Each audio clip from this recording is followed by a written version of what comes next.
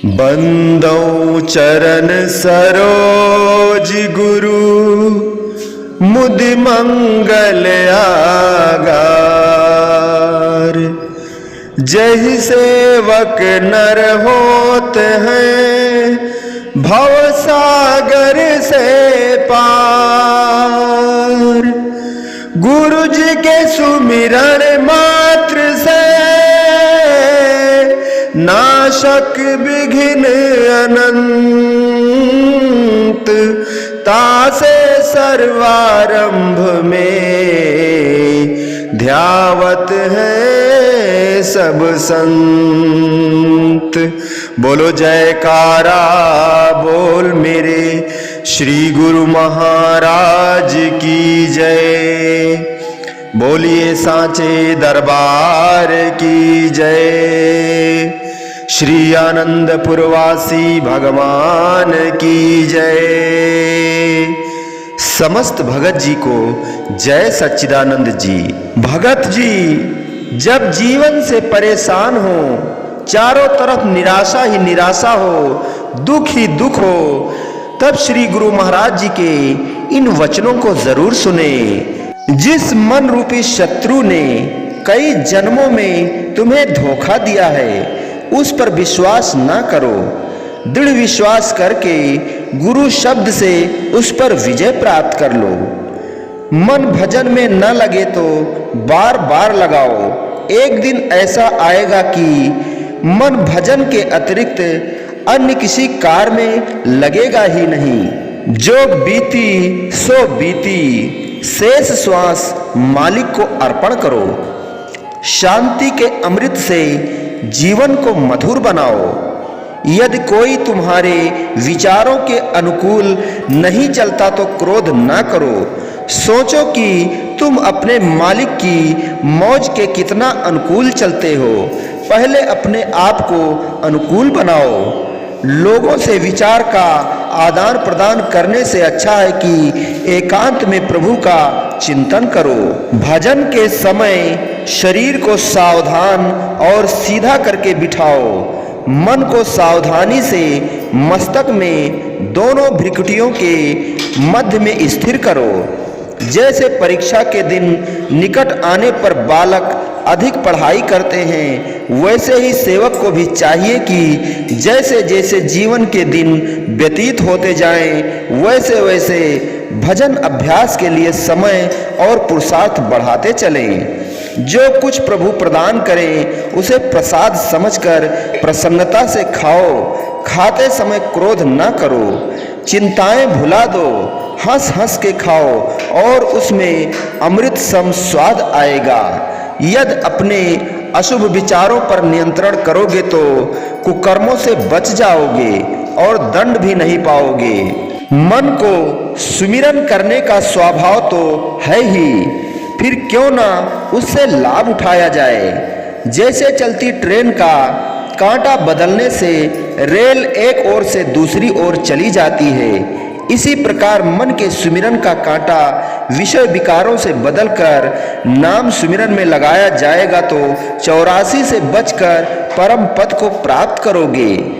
एक सेवक ने सद्गुरु के चरणों में विनती की, अब मेरा कारोबार मेरे पुत्र संभालते हैं। श्री गुरु महाराज जी ने फरमाया, अब तुम अपने काम में जुट जाओ। अपना काम क्या है? राम सुमिरन, राम सुमिरन, यह तेरे काज हैं, अर्थात नाम के अभ्यास में लग जाओ। एक व्यक्ति पहाड़ पर चढ़ते हुए ठोकर खाकर गिर पड़ा, हड्डी टूट गई। कई वर्षों के पश्चात ठीक हुआ। गिरा तो सेकेंड में था, परंतु ठीक कई वर्षों में हुआ। इसी प्रकार सूरत की चढ़ाई पहाड़ की चढ़ाई से भी कठिन है। तनिक बुराई की ओर फिसल गई तो पुनः उसी स्थान पर लौटने में अत्यधिक समय लग जाएगा। इसलिए सेवक को हर समय बुरी संगत से बचना चाहिए। कहावत है कि जैसा अन्न वैसा मन। शरीर नाम की कमाई के लिए मिला है, इसलिए साधारण सात्विक और कम भोजन खाना चाहिए जो मन को शुद्ध करेगा तथा शुद्ध मन से सुमिरण होगा। पूर्ण एकाग्रता से सुमिरण करो तो अथाह शक्ति उपलब्ध होगी। सांसारिक दुख आपके सम्मुख ठहर ही नहीं सकेंगे। कई कहते हैं कि मन नाम में नहीं लगता। मन लगे या ना लगे, तुम उठो मत, तन को बरजोरी बिठाओ तो मन भी एक दिन स्थिर हो जाएगा। सांसारिक उतार चढ़ाव आने पर उतावले मत हो, क्योंकि यह हमेशा स्थिर नहीं रहते।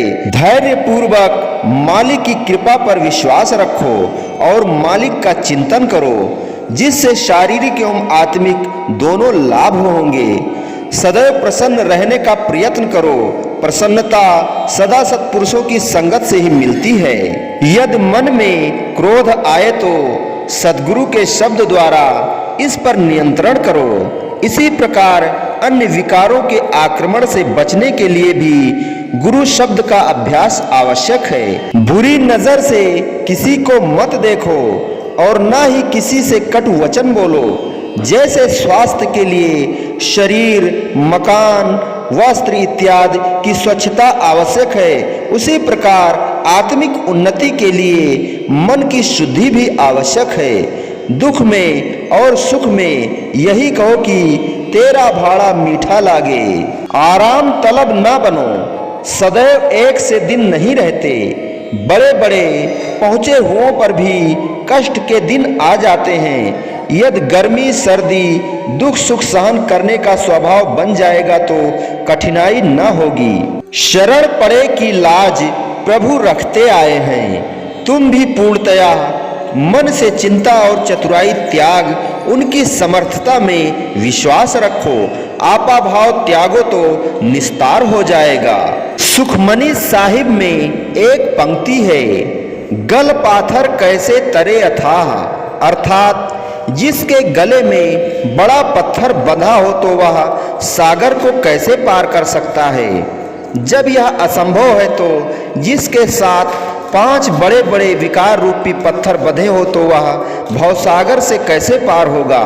इसलिए भजन अभ्यासी को काम, क्रोध, लोभ, मोह, अहंकार इत्यादि विकारों का त्याग कर देना चाहिए।